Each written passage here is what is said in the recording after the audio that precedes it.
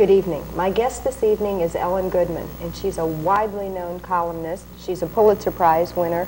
She's one of the few women you will find on the op-ed pages. She's the author of Close to Home, Turning Point, and her new book, At Large. Welcome, Ellen. Thank you. You sort of have become known as a spokesperson for the feminist movement. Are you happy with that title? Oh, I would never call myself a spokesperson for anything except me. No, I mean, I don't think of myself like that at all. I think of myself as a journalist, and one of the things as a columnist that I've been interested in writing about has been things that we would loosely describe as the women's movement, sort of, which I would describe literally as the movement of women from one life pattern to many.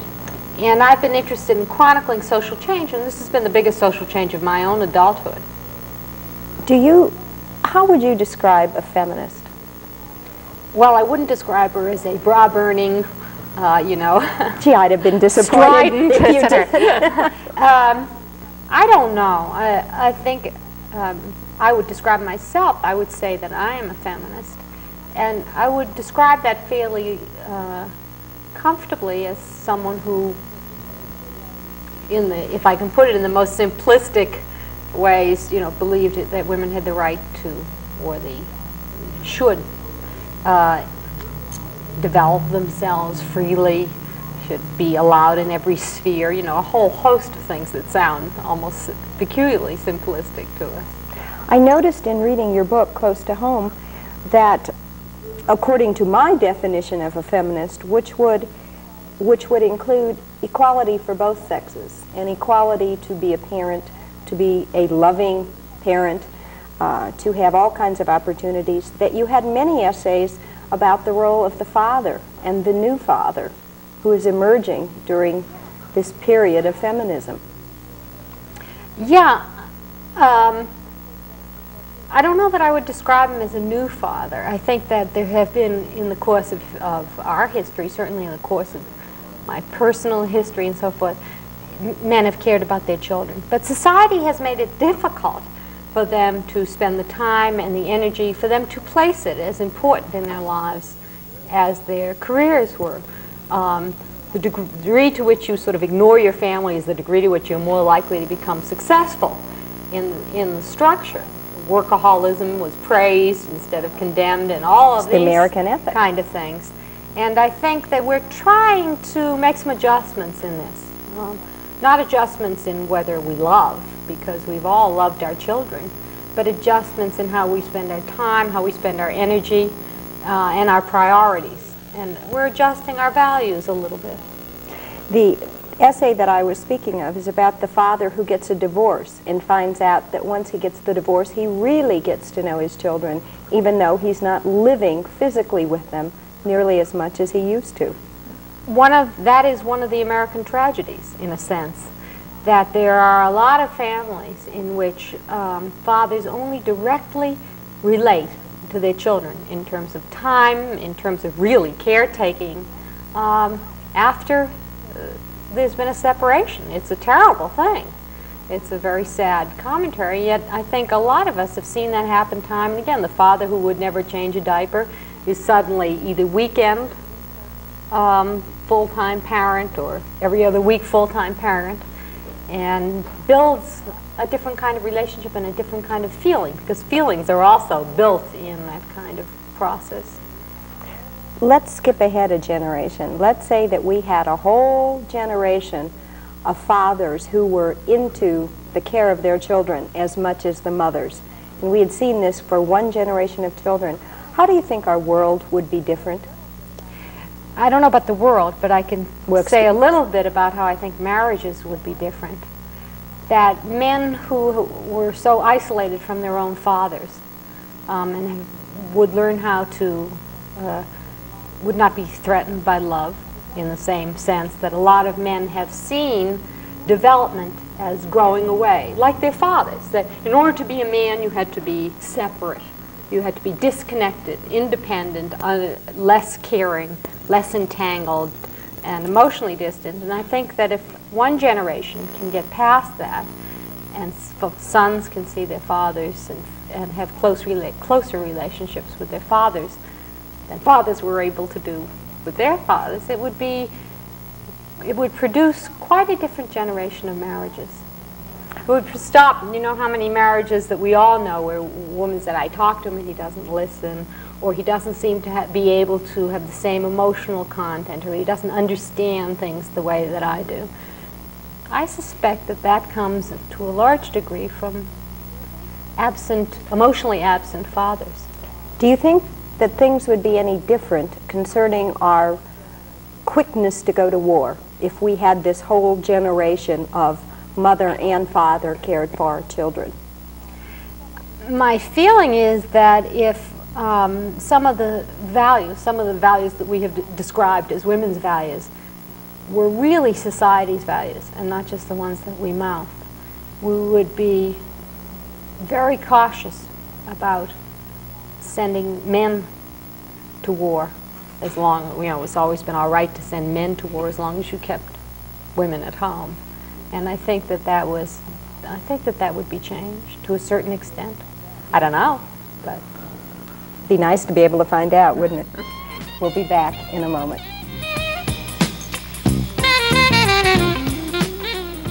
Is Ellen Goodman. These are two of the books that she has written. She graduated in 1963 cum laude from Radcliffe. She was a Nyman Fellow at Harvard in 1973. She has a newspaper column in over 320 newspapers, including Tucson and Albuquerque, many in California and Idaho, all over the country. Ellen, do you carry a special responsibility towards women, since you are one of 6 or so women who are widely read? Well, I don't sit down at the typewriter bearing my special responsibility on my back. No, I think it's very different than that.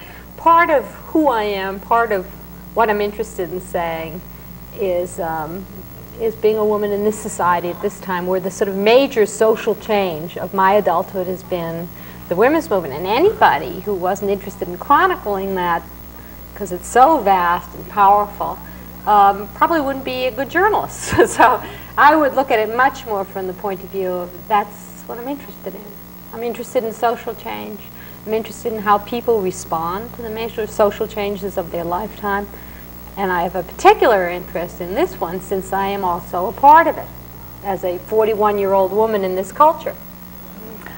As a 41-year-old woman, when you were going through college, and obviously a cum laude from Radcliffe is nothing to slouch at, what did you feel? What did you do during the dating years? Did you try and hide your intelligence? Did you say, the heck with it, I'm intelligent, forget it if they don't like it? What were your feelings as a teenager growing up? I don't recall ever hiding a whole lot. I'm just not a very hidden person. And I think it's really hard to get back into what you felt about things when you were 14 and 15. I could tell you much more succinctly how I felt about being tall. You know, that was also culturally abnormal, you know, where you're supposed to be shorter than the boys you were dating. But to tell you whether I was into some sort of dissembling about my intelligence, I don't think that. It was very highly valued in my family, which countered whatever messages culture was trying to send you. Yeah, and I don't also ever think of myself as having been sort of the black turtleneck, green book bag drudge academic set either. I wasn't particularly thinking of that image, but just that if someone is bright, it's very difficult to try and sound average if that indeed is what someone is setting out to do.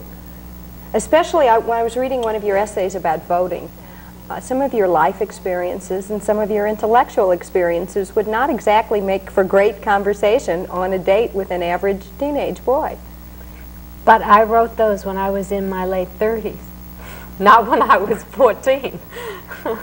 And I'm sure that when I was 14, the things that I talked about on dates were, you know, whatever was going on in high school, and who I can remember as a 13-year-old spending most of my 13th, 14th, maybe 15th years in the closet talking to my best friend for hours and hours and hours on end. That's much more of a resonating image to me of those years. I want to ask you about being 41. And the reason I feel I can easily do that is I noticed that you were born in 1941. So was I. People, when you say that you passed your 40th birthday, they kind of look at you and they want to offer condolences. I know that I don't feel that way, and I wondered how you felt about it. No, I mean, I think I feel pretty solid about it. I certainly wouldn't want to be 19 again. I can't imagine anything worse, really, than going through all that awkwardness and self-doubt and struggle to find out who you are and whether you can make it in the world. I don't mean make it in a success sense, but whether you can engage in the world and support yourself and go through all the major decisions that you go through. A lot of those major decisions are behind me, and at the same time, I feel in a, as they say in California, a really good space in terms of being in a good, solid midlife period. I'm not falling apart yet, you know. When I read your... Visibly. Excessively. A little around the edges, right. When I read your essay on Too Great Expectation, that's what really made me think of the question, because in it you talked about how we as women, if we have obtained some particle of success, feel very happy with ourselves, whereas the men of our generation were brought up to feel that they must be super achievers. And at 40 years... if they don't superachieve, they feel like they're failures. Yes, at 40 years old, if they're not about to ascend the presidency of the United States, they're a failure. I think men suffer much more from midlife crisis in general. I don't have that many women friends who've been through midlife crisis, in part because women have, with whatever difficulty it is to balance love and work, and whatever stress it is for women to do that in their 20s and in their 30s, they do it. I mean, they balance a lot of these things, or a lot of us do it. Also, others are beginning to go back into work in their 40s, and others have passed through that period. Men, on the other hand, very often come to a critical point in their lives where they feel that they miss something. Maybe they miss their children growing up. Well, you can't go back and do that again. Maybe with your second wife, but you can't go back and do it with your first group of children. And I think that men, in lots of ways, feel more disappointed in themselves. If they struggle and they put a tremendous energy into work which didn't pan out in some fashion or didn't produce them, either they succeeded and perhaps it didn't give them the feedback they expected, or they didn't reach their own goals and feel that they wasted some time. I think they're much more vulnerable to that stress. I'll be back in a moment with Ellen Goodman. We'll talk about war, the modern war that's brought to us on TV every day. Ellen Goodman is my guest this evening. She's one of the foremost authors, women authors of our time. She's written At Large, her new book, and she's written Close to Home and Turning Point. She has a column in over 320 newspapers, so that's pretty good for... I don't think too many people would argue with that kind of success. Are you happy with where you've come from and where you are? I enjoy what I do. I mean, I don't think that being successful in my business isn't like, you know, hitting the number, where you hit the number and then you rest on your laurels or you rest on your earnings. I enjoy my work, which is the important thing, you know, that I write every week. And that's what's important to me, really, that I'm having pleasure out of that. I have to ask this, and I'm sure everyone who's ever interviewed you has asked this, but what do you do when you run dry and you have to have a column? You write it anyway. You do. That happens, but you don't run dry in the sense, I mean, I write off of the news a lot, so that you don't run dry in the sense that there's nothing to write about. I mean, something is always going on. Some days you feel more creative than others. I think that's biorhythm or something. But something is always happening. Do you feel that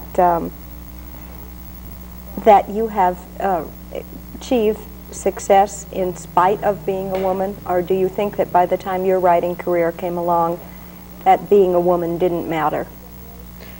In some ways, I think my generation was at the cusp of change. Had I been, you know, William Shakespeare on wheels in the 1940s, I could never have done what I'm doing. There were certainly successful women columnists, but I couldn't have done what I'm doing in quite the same way, written on editorial pages, written both about subjects of personal family interest and of world-shattering import. And that wasn't possible. But I think that my generation was helped by some of the change and pushed some of it. So it's a little of each in that sense. Speaking of worldwide events that you also write on, you recently did a column about dehumanizing war and how war has been sold to us as a society because it was dehumanized. What I wrote about really was the need to bring it home, that the kind of wars that we have now are not two people hand-to-hand combat or 100 people hand-to-hand combat. They're wars that are awfully easy. You push a button here, you drop a bomb from 15,000 feet, you fix the computer on your submarine, and that it's very important that we see what happens. And what I wrote about was that television, in essence, when it covers a war, shows us what happens to the person 15,000 feet below, or what happens to the person a mile away from the long-range cannons. Or the analogy that you used was that some professor had said that they ought to make the president, before he pushed that button, have to tell a select person that he would be the first one killed and then everyone else, and that human touch perhaps would cause wars to stop. Would bring it home. What he suggested was putting the code for nuclear warfare inside a volunteer's body. And then the president, instead of looking at nuclear war strategies and talking to the State Department, would have to say, as he put it, George, in order to activate the nuclear option, we're going to have to kill you. Would you like me to do it here, or shall we go into the bathroom? It was he was saying it in an amusing way, and I laughed, and then he said, you think that's impossible? And I said, I think that's impossible. And he said, but you don't think it's impossible that we would have a nuclear war, do you? And I said, no, I don't think that's impossible. And he said, that's the problem. That somehow or other we have to make it very much come home to us. What is happening? That someone real, another human being, is being killed. I'll be back in a moment with Ellen Goodman. My guest is Ellen Goodman. She's a well-known columnist and a writer of books and a Pulitzer Prize winner. With that, let's get into the abortion situation. Is it changing in the United States? Are the anti-abortion folk, have they come to their high mark, and are they going to digress? Well, I think the attitudes of the public aren't changing at all. You have just about the same number of people who very strongly are opposed to abortion as there ever were. What you have seen is some increased mobility since what they call the choice position, for want of a better phrase. That position, which was always a majority in the country and is the same majority, now people are using it. They're voting on it. That's become a much more public position than it was just a couple of years ago. There's been much more activity and much more pro-choice movement, lobbying, and so forth. So you have two movements that are tremendously strong, with people who feel them very, very strongly, and you have a Congress which would rather stay away from something that is so hot as the abortion as the abortion issue, because people are one-issue voters on that. And now, we saw in 1980 that there were a lot of anti-abortion one-issue voters. We've seen subsequently that there are a lot of pro-choice one-issue voters. In the Congress in the last couple of weeks, they tried several end runs. The right to life people have virtually given up trying to pass the Human Life Amendment, and then they tried several end runs around the constitutional way of doing that, and they failed. And I think that you won't see that issue as strong as a lot of us had assumed it would be. A lot of us assumed in 1980, when Reagan was elected, that in fact there would be very strong anti-abortion legislation passed. And I no longer see that in the cards. As a woman who covered the International Women's Conference in Houston several years ago, I covered Phyllis Schlafly and her group of women. And she had a large group, an enormous group of women who were behind her and supported her and who were very, very vocal. Do you think that those women and Phyllis Schlafly were used by the male right-wing politicians? I don't think they were used, because that implies that they didn't know what they were doing, and certainly I would never say that Phyllis Schlafly wasn't quite in touch with everything that she was doing. But I think that one of the mistakes that a lot of women on the right, sort of anti-feminist, right-wing, whatever you want to say, the anti-ERA, a lot of them felt that they could become powerful in the business of keeping women powerless. And that just isn't in the cards. You really haven't seen any of those women, not even Schlafly, who's virtually the only name that we have out of that movement, get a strong position in the Reagan administration. I suspect she must have been quite disappointed.